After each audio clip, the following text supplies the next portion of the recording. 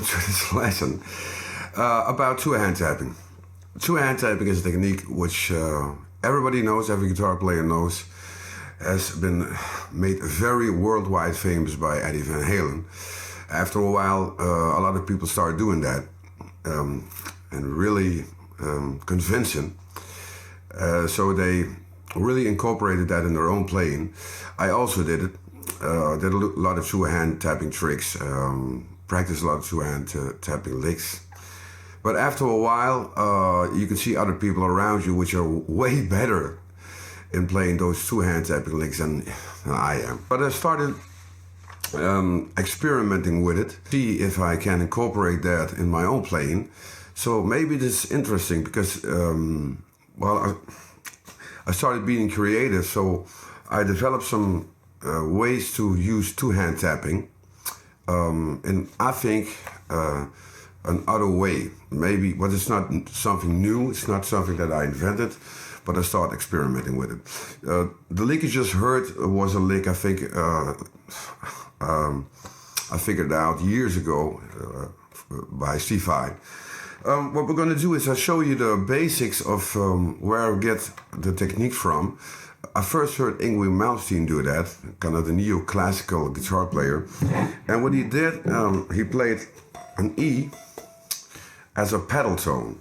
So he played that E, after you play another note, the E comes back. It sounds like this.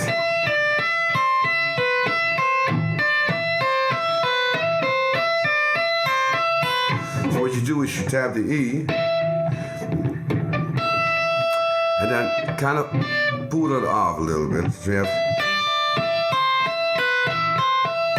like that.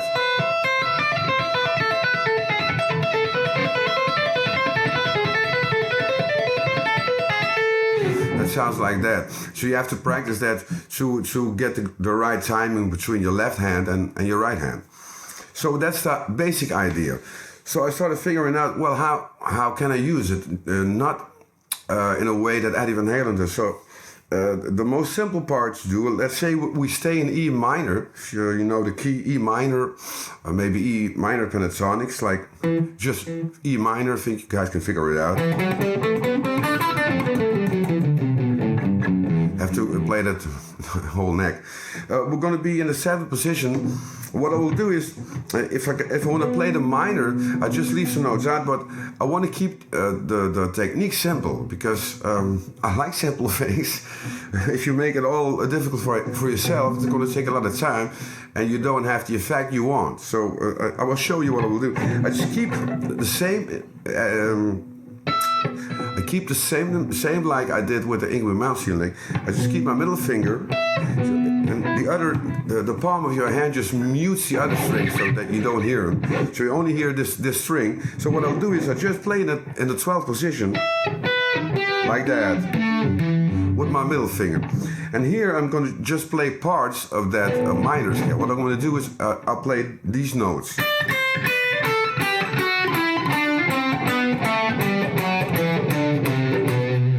That's what I play. And I'll do exactly the same thing.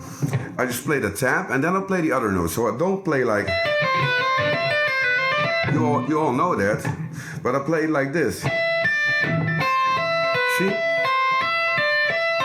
Just the same. And then I switch strings and I go to the B string. Again, it kind of sounds like this.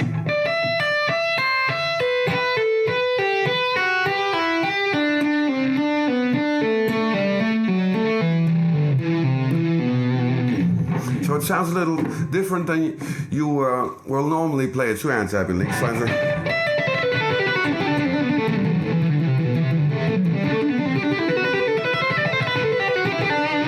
you really have to mute the part of your hand. I have a lot of gain in that. If you don't mute it, it sounds like this. You hear all those noises you don't want to have. So that's the first exercise, or maybe the first lick if you want to do it. So I do it like I do it upwards and downwards. I go downwards.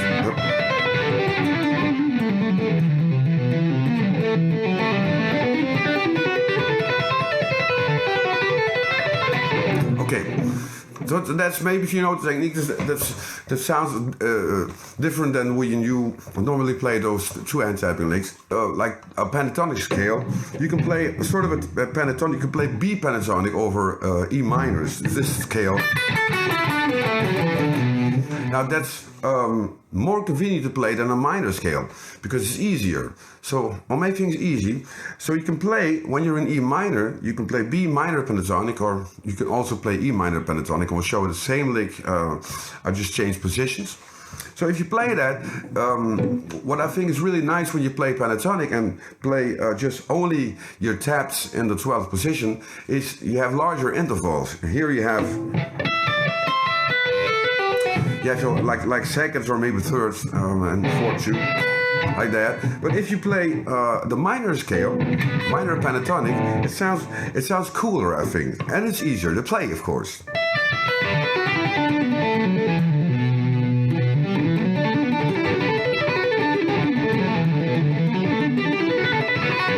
Same, like.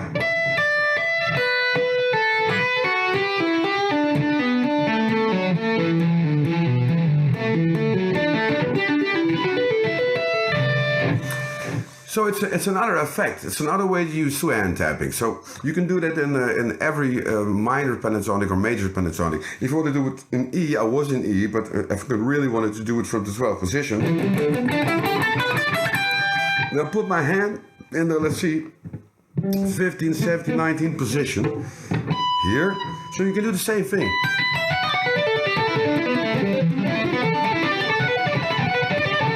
Oh yes, that's also great. What I did was I played a descending line, like it's a descending minor pentatonic scale. But you can also do it like you play the tap and you play an ascending line, like that.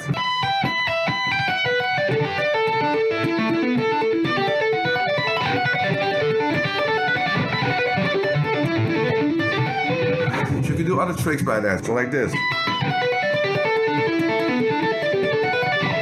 Kind of gives it a strange movement. That's what you want. You want to have sort of a like magic sounding thing. Well, there's nothing magic about it when you play it, but it really sounds magic. Okay, so that's how you can incorporate that. You can also use like string skipping if you want to do that. Let's say we do the same. And you have licks like this. Kind of sounds strange and magic. But what I do is just play string skipping.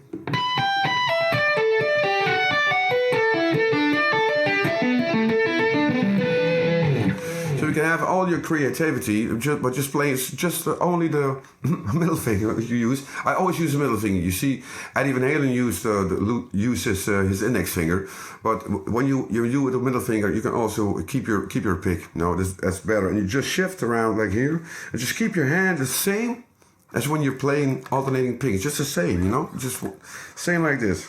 We have to practice that, so it's the speed in which you play it, and just put it a little bit off. Now, the last lick I'm going to play, and that's the thing which I incorporated in my playing, and it's a piece from my, I think my second album. And the song is called Don't Shed a Tear, and there's a little tapping piece in there. I'll put it in the description below, where you can hear it. And what I do is just use the same technique, just play it slowly. It's in E major, and I only play the left hand, show you the left hand which I play. It's only the same figures which you play here.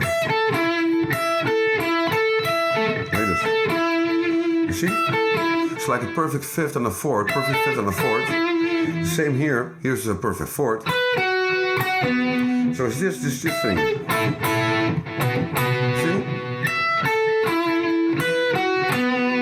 Then I move up a whole tone and do the same. And just so if you play the notes, these are the notes from your left hand.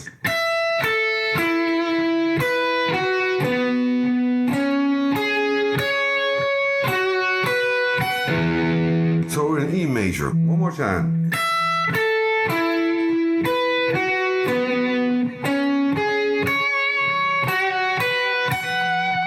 So it's like power chords, only high high position here. So that's it. And what I do, when I play these lines, I just go to the 16th fret over here. And I just do the same thing, I tap. Only I play a tap on one string, and then a note from the left hand on one string, and immediately change the other string. So it sounds like this.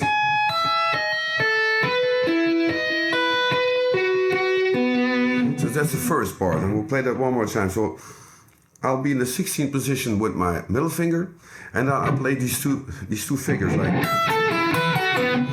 and I'll play them descending. First one, second one, B string. Just a high E string, B string, G string, B string, G string, D string. Play it one more time and then slowly.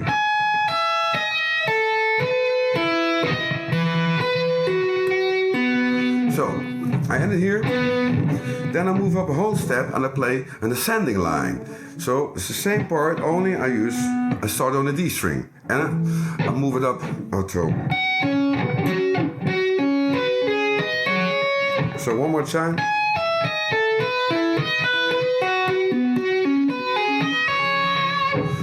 And there's one more, and that's this same figure. So to complete that, and then I play. It's always the middle finger in the 16th position. So that's where it ends. So it's really like you play in the ascending line, shift up whole step, and then play the same figures, you know, and just play them a whole step higher. Here we go, one more time.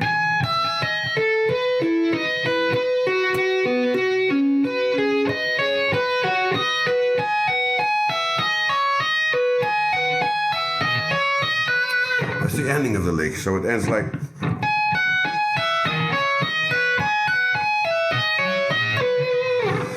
So the whole lick, I play it slowly for you.